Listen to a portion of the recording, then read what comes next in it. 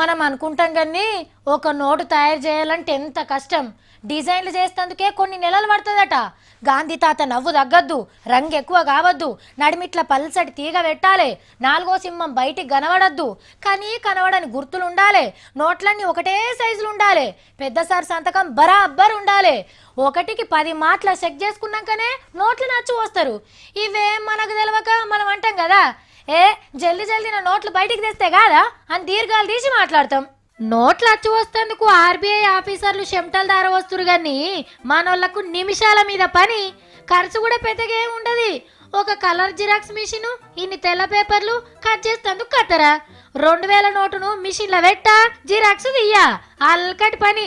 మళ్ళా పని ఎందుకు అని దబ్బ 35 లక్షల రూపాయలు అచ్చుపోసి ఇంటినే దొంగ నోట్ల బ్యాంకు చేసిండ్రు. అమ్మో 35 లక్షలా అన్నోరు తెరవకుండ్రి, ఉత్త 1750 నోట్లే. మరి వీటిని మారుస్తేనే కదా ఒరిజినల్ నోట్లు చేతిలో పడేది. ఎట్లా ఇడిపియాలో ఇక మధ్య తెలిసిన వాళ్ళని 2 ఇంజనీరింగ్ పోరగాళ్ళతో బేరం మాట్లాడుకుండ్రు. కాలేజీకి పోయి పరీక్షలు రాసి కొలువు తెచ్చుకొని మేము ఎన్నడు పైకం సంపాదిస్తామో అని అనుకున్నారో ఏమో. వైన్ షాప్లల్లా హోటళ్ళల్లా బాగానే మార్చిండ్రట.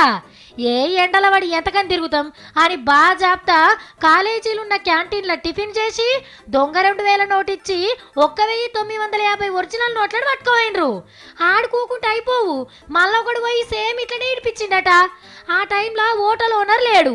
వచ్చినాక నోట్లను పరీక్ష పట్టి చూస్తే రెండింటి మీద ఒకటే నంబర్ ఉన్నదట.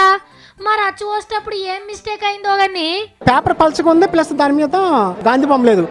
ఏం తెలివిరా నాయన, గాంధీ తాత బొమ్మ నోట్లను అచ్చు వచ్చిన వాళ్ళే గిరేట్ అంటే నోట్లను మార్చిన మీరు గిరేటే, తీసుకున్న వాళ్ళు ఇంకా గిరేటు. మొత్తానికైతే పోలీసు వాళ్ళకి దొరికిండ్రు. ఇట్లా పాత నోట్ల కంటే కొత్త నోట్ల మిన్నే నజర్ ఎక్కువై ఉండ్రి. దొంగ నోటు ఒక్కటి తీసుకున్నా మీ 2000 గోవిందా.